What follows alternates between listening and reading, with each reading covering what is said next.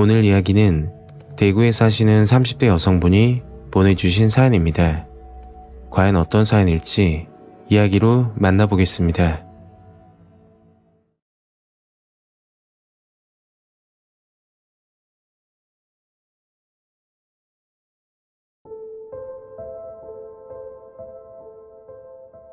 때는 10년 전에 있었던 일입니다. 지금 생각해봐도 너무 소름이 돋고 고민형을 보면 섬뜩하기만 합니다. 그 당시 결혼 4년차, 아이가 3살이 됐을 때였죠. 결혼 초기 남편과 대구에 거주하고 있었는데 남편 직장이 전남 남원으로 발령이 나서 의도치 않게 주말 부부가 되었습니다.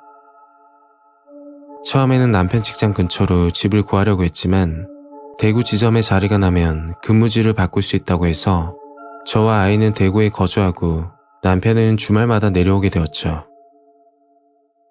그렇게 평범하던 일상에 정말 무서운 일을 겪게 되었습니다.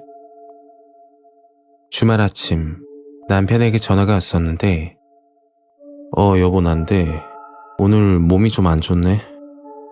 이번 주는 못 내려갈 것 같아. 몸이 안 좋아서 내려오지 못한다는 이야기였죠. 남편이 딸 바보라 아이를 무척 보고 싶어 해서 결국 제가 아이를 데리고 남원으로 가기로 했습니다.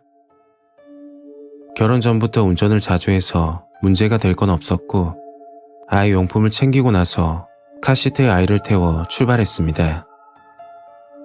광주 대구 고속도로를 타고 대구에서 남원까지 대략적으로 2시간 정도 걸리는 거리였죠. 운전한 지 1시간 정도 지났을 때 목도 마르고 해서 거창 휴게소에 들리게 되었습니다. 아이를 유모차에 태우고 휴게소 편의점에 들려 생수와 커피를 사고는 차로 돌아가고 있었죠. 그때 뒤에서 저기 죄송한데 부탁 하나만 드려도 될까요? 40대에서 50대 사이로 보이는 중년 남자였는데 얼굴 표정이 굉장히 다급해 보였습니다. 저는 무슨 부탁이냐고 물어보니까 그 남자는 이렇게 말을 하더군요. 지갑을 잃어버렸는데 배도 고프고 자동차 기름도 넣어야 해서 급하게 5만 원만 빌려달라는 겁니다. 남자는 트럭에 인형을 싣고 판매하는 일을 하고 있다던데 5만 원짜리 인형과 여자에게 몸에 좋은 보약까지 준다고 하더군요. 순간 들었던 생각이 얼마나 급했으면 유모차를 끌고 가던 아이 엄마에게까지 이런 부탁을 할까 안타까운 마음이 들었죠. 어려운 사람 돕는다 생각하고 5만 원을 건넸더니 트럭 뒤에서 커다란 곰인형과 보약으로 보이는 조그만 박스를 가지고 오더군요. 저는 괜찮다고 사양을 했는데 그 남자는 굳이 차문까지 열어서 곰인형을 실어주고 가지고 가라고 하더군요. 그리고 여자에게 좋은 보약이라면서 박스에서 보약을 꺼내더니 먹어보라고 하는 겁니다. 나중에 먹겠다고 이야기하니까 보약 하나를 뜯더니 마시고 운전하면 잠도 안 오고 좋다고 계속 권하는 거였죠. 성의를 봐서 맛만 살짝 보고는 급한 일이 있어서 가봐야겠다고 차에 올라탔습니다. 시동을 걸고 출발하는데 그 남자는 그 자리에 서서 제 차를 뚫어지게 보고 있더군요.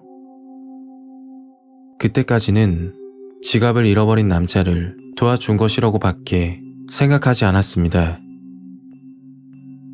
그렇게 남편 회사 숙소에 도착했고 시간을 보내다 일요일 3시쯤 대구로 내려오고 있을 때였죠. 아이도 신경 쓰고 운전까지 하다 보니 온몸이 피곤하더군요. 휴게소를 지나고 마지막 졸음 쉼터가 보이길래 잠깐 쉬었다 가자 싶어서 쉼터에 차를 세웠습니다.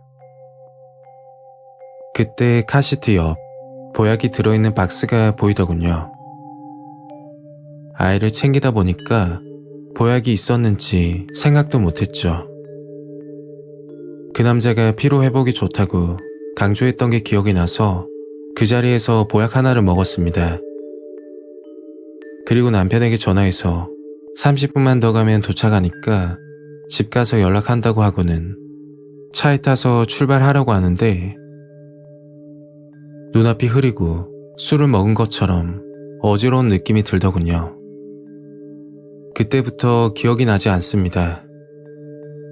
얼마나 시간이 지났는지 모르겠는데 눈을 떠보니 아이는 울고 있고 해가 져서 저녁이 되어 있더군요. 깜짝 놀라서 일어났고 아이를 안고 달래주며 시간을 봤더니 저녁 8시가 넘어가고 있는 겁니다. 그리고 남편에게 부재중 전화가 수십 통이 와 있더군요.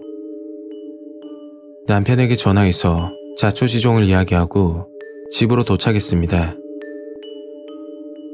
다음날 아이를 친정에 맡기고 나서 한약을 들고 곧장 경찰서로 찾아갔죠. 휴게소에서 어떤 남자에게 받았는데 한약을 먹고 나서 잠이 들었다고 뭔가 문제가 있는 것 같다고 진술했습니다. 그리고 3주 정도가 지나 충격적인 소식을 듣게 되었죠. 한약에 환각수면제 성분이 들어있었는데 시중에 유통되는 수면제를 갈아서 넣은 것 같다고 형사님이 말을 하더군요. 전화를 끊고 나서 소름이 끼치고 무서웠습니다. 사람마다 수면제 반응이 다르지만 저 같은 경우는 평소 수면제를 먹어본 적이 없어서 반응이 빠르게 나타난 것 같더라고요. 그렇게 2달이 지나 그 남자는 다른 휴게소에서 검거되었다고 합니다. 조사 결과 생활비를 마련하기 위해서 범행을 저질렀다고 하던데 주로 휴게소에서 여성과 아이가 있는 대상으로 범행을 시도했고 고민형을 주면서 아이 엄마에게 접근한 뒤 수면제를 탄 한약을 건넸다고 합니다. 만약 한약을 마시고 잠이 들게 되면 차에 있는 금품을 훔치고 아이까지 납치했다고 하더군요. 경찰이 확인한 피해자는 저 포함 6명으로 밝혀졌고 확인되지 않은 피해자가 더 있을 것으로 보인다고 했죠. 남편과 친구들은 다들 기겁을 하며 모르는 사람이 주는 건 절대 먹지 말라고 하더군요. 그때 그 남자가 건네준 한약을 마셨더라면 어떻게 됐을지 생각만 해도 소름이 끼칩니다. 어리석은 저 때문에 아이가 위험해질 뻔한 게 너무 자괴감이 들더군요. 이 사건을 겪고 나서 사람이 진짜 무섭구나 다시 한번 느끼게 되었습니다. 오늘 이야기는 여기까지입니다. 구독과 좋아요 부탁드리겠습니다. 감사합니다.